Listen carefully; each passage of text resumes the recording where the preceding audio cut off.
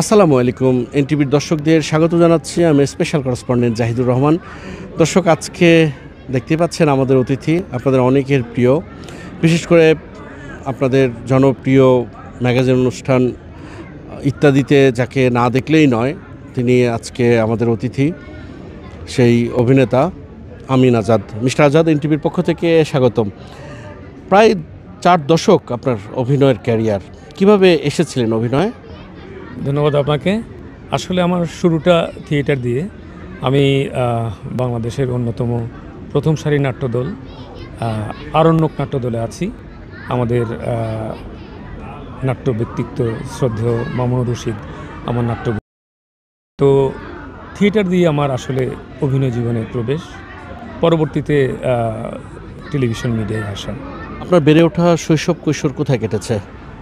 আমার বেড়ে ওঠা হলো ফেনী জেলা, বৃহত্তর নোয়াখালীর ফেনী জেলায় আমার শৈশব কৈশোর কেটেছে। পরবর্তীতে আমি যখন অনার্সে অ্যাডমিশন নেওয়ার জন্য ঢাকায় আসি, সেই বছরই আমার সৌভাগ্য হয় আরণ্যক নাট্যদলে যোগ দেওয়ার। সেখানে অডিশনের মাধ্যমে আমি আরণ্যকে যোগ দিই এবং অদ্যাবধি আমি আরণ্যকে আছি। এখন যদিও এই ভিজুয়াল মিডিয়ার ব্যস্ততার কারণে একটু মঞ্চে কম কাজ করা হয়, তারপরেও যে কয়েকটি নাটকে আমি এখনও ইনভলভ আছি, চেষ্টা করি নিজেকে উপস্থিত রাখার। ওয়ালটন এসিতে ইনস্টলেশন একদম ফ্রি। এই 4 দশকের ক্যারিয়ারে কত শত নাটকে আপনি অভিনয় করেছেন? এটা তো আসলে হিসাব করে বলা যাবে না, কারণ অনেক দীর্ঘ ধারাবাহিক নাটক করেছি, তারপরে অনেক 1 ঘন্টার নাটক করেছি। তো সেই হিসাবে বলতে গেলে আসলে 300-400 তো মনে হয় আপনার 1 ঘন্টার নাটকই হবে। আর ধারাবাহিকের কথাও বলতে গেলে প্রায় 100 কাছাকাছি তো হবে। ইত্যাদির সাথে আপনার সম্পর্কটা কবে থেকে হলো? আসলে আমি একটু বলে রাখি, আমার প্রথম যে ধারাবাহিক নাটক, ওইটা মামুনুর রশিদের রচনায় ইতিকথা। সেই নাটকে 2টি চরিত্র ছিল জামাল কামাল। ওই জামাল কামাল চরিত্রটি যখন দর্শকপ্রিয়তা পায়, জনপ্রিয় হয়ে ওঠে, তো সেই নাটকটি করার পর আমাকে আমাদের হানিফ ভাই আমাকে ডাকে ইত্যাদিতে অভিনয় করার জন্য। তবে আমি বলবো যে আমার জীবনের প্রথম যে ধারাবাহিক নাটকটি ছিল জামাল কামাল, আমি এখনও দর্শকের কাছে সেই জামাল কামালের কামাল হিসেবে পরিচিত। অনেকে আমিন আজাদ আমার নাম জানেও না। এবং আমার সাথে অভিনয় করেছিল যে জামাল, আরেকজন বিখ্যাত অভিনেতা তুষার খান, উনি জামাল চরিত্র করেছিলেন, আমি কামাল চরিত্র করেছিলাম। তো সেই থেকে মোটামুটি এখনও আমি এই নামেই পরিচিত বেশি। ওই নাটকটি জনপ্রিয় হওয়ার পরে হানিফ সংকেত ভাই আমাকে ইত্যাদিতে কাজ করার জন্য আমন্ত্রণ জানায়। তারপর থেকে অদ্যাবধি ইত্যাদিতে নিয়মিত কাজ করে যাচ্ছি। ইত্যাদি সারাটা তো ব্যাপক, এবং সেখানে আপনার অভিজ্ঞতাটা কেমন? অভিজ্ঞতা তো খুবই ভালো, কারণ এটা আপনিও ভালো করে জানেন, এখনও পর্যন্ত বাংলাদেশের সর্বাধিক জনপ্রিয় অনুষ্ঠান এখনও পর্যন্ত ইত্যাদি। নাটক বলেন, সিনেমা বলেন, ম্যাগাজিন অনুষ্ঠান বলেন, সব কিছু ছাপিয়ে ইত্যাদির যে জনপ্রিয়তা, এটা মানে অনস্বীকার্য। তো আমি অবশ্যই গর্ববোধ করি যে এই একটি অনুষ্ঠানের সাথে আমি জড়িত আছি। আর আরেকটা জিনিস আমি বলার সুযোগ হয়েছে, যেহেতু বলি, সেটা হলো যে আজকে আমি যে এই আপনার সামনে বসে কথাগুলো বলছি, এসব অবদান হলো আমার নাট্যগুরু শ্রদ্ধেয় মামুনুর রশিদ। তার কল্যাণেই আমি তার দলে তার কাছ থেকে যে কাজ শেখার সুযোগ পেয়েছি, সেটাই আমার কাছে অনেক বড় প্রাপ্তি। অভিনয় জীবন নিয়ে কোনো অপ্রাপ্তি, আক্ষেপ? হ্যাঁ, অপ্রাপ্তি আক্ষেপ তো আছে, কারণ আমি প্রায় মনে হয় যে আমি আরেকটু মেধাবী হলে, আরেকটু ভালো অভিনয় করার সুযোগ পেলে, আর একটু যদি ভালো করতে পারতাম, এই অতৃপ্তি তো আছেই। এখনও সেই কাজটি করা হয়নি, অপেক্ষায় আছি। এটা হলো একটা বিষয়। আপনার মেধা নিয়ে কিন্তু কোনো প্রশ্ন নাই, কিন্তু আপনার অভিনয়টাকে দেখা যায় বেশিরভাগ সময় একটা ফানি চরিত্রে, আবার অনেক সময় একটু দুষ্ট লোকের চরিত্রে। বাস্তবে আপনি কেমন লোক? না দেখেন, অভিনয় আর বাস্তব তো আসলে একেবারেই ভিন্ন। আমরা যখন একটা নাটকে মানে আমাদেরকে যখন কাস্টিং করে, তখন সেই চরিত্রের সাথে মিশে যেতে চেষ্টা করি।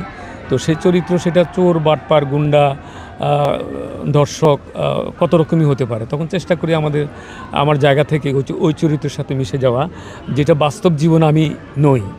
আর আপনি যেটা বললেন সেটা হলো যে কাস্টিংয়ের বিষয়টা তো নির্মাতাদের উপর নির্ভর করে। আর আমাদের যেটা হয়েছিল, ওই যে শুরুতে যে কথাটা আপনাকে বলেছিলাম যে জামাল কামাল যে চরিত্রটি আমি করেছিলাম, একটু ফানি ক্যারেক্টার ছিল। তো দর্শকরা তখন থেকে আমাকে সেই চরিত্রই পছন্দ করতো, আর নির্মাতারাও আমাদেরকে খুব একটা এর বাইরে অন্য চরিত্রে কাস্টিং করতো না। সে একটু মজা আছে ওরকম চরিত্রে মানে কাস্টিং করতো আর কি।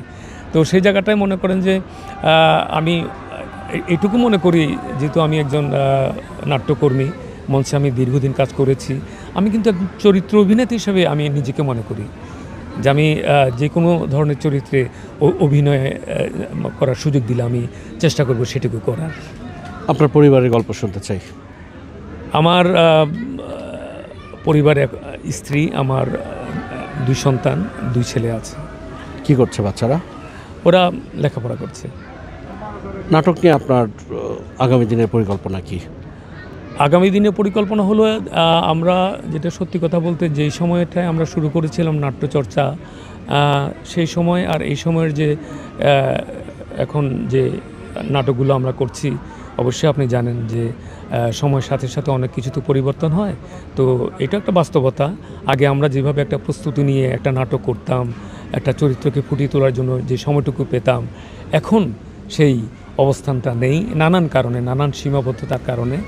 কিন্তু তারপর আমরা কাজ করে যাচ্ছি, সময়ের সাথে সাথে আমরাও মানে নিজেকে অ্যাডজাস্ট করার চেষ্টা করছি এবং কাজ করছি।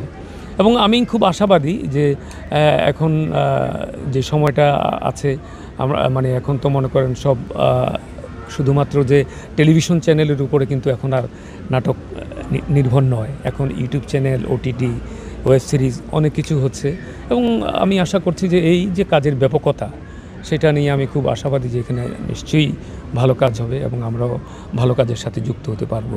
আপনি যে সময়ের কথা বলছেন, সেই সময়ে একটা দর্শকদের একটা বড় অংশই ছুটছে ভিউয়ের পেছনে, এবং একটা সাফল্যের নিক্তি ধরা হচ্ছে ভিউকে, যে যার যত বেশি ভিউ হচ্ছে তার ডিমান্ড তত বেশি, জনপ্রিয়তা তত বেশি। আপনি কি মনে করেন এটা আমাদের নাট্যাঙ্গনকে আসলে কোথায় নিয়ে যাচ্ছে? এটা আসলে আমরা যখন শুরু করেছিলাম তখন এই ভাবনাগুলো তো আমাদের মধ্যে একেবারেই ছিল না। কিন্তু এখন এই যে ভিউ, ভাইরাল এই বিষয়গুলো এসেছে, এটার আসলে পজিটিভ নেগেটিভ দুটো দিকই আছে। এখানে মেন ঝামেলাটা হয়ে যাচ্ছে আমার যেটা মনে হয় যে কন্টেন্টের যে ঝামেলাটা, এই সময়ে এসে আমরা দেখছি যে নানান ধরনের উল্টাপাল্টা কন্টেন্ট নিয়েও অনেক কাজ হচ্ছে, যেটা মনে করেন যে নেগেটিভ দিকটা বলতে গেলে, যেটা আমাদের যেহেতু এখন মোবাইলের মধ্যে সব কিছু সামাজিক যোগাযোগ মাধ্যমের অন্যতম বাহন হয়ে গেছে এখন আমাদের ফেসবুক, ইউটিউব। তো এখানে যে কেউ যা কিছু করে ফেলতে পারছে। এই যে মানে কি বলবো, যে এই যে ডিজিটাল যুগের এই যে একটা উন্মত্ততা, এটাকে এক একজন এক একভাবে ব্যবহার করছে, এবং সেই ব্যবহারের দিকটা অনেকাংশেই দেখা যায় যেটা সমাজে একটু বিরূপ প্রভাব ফেলছে, যেটাকে আমি সাপোর্ট করছি না। ভবিষ্যৎ পরিকল্পনা কি? কোথায় নিজেকে রাখতে চান? আমি আসলে আরও ভালো কাজ করতে চাই, এবং চাই যে যদি আল্লাহ আমাকে যতদিন সুস্থ রাখে আমি অভিনয় করে যেতে চাই। আমি একজন অভিনয়ের মানুষ, এটা দিয়েই আমি আমার আজীবন থাকতে চাই। যতদিন পর্যন্ত আল্লাহ সুস্থ রাখে আমি অভিনয় করে বেঁচে থাকতে চাই। আপনার জীবনের শেষ ইচ্ছেটা কি?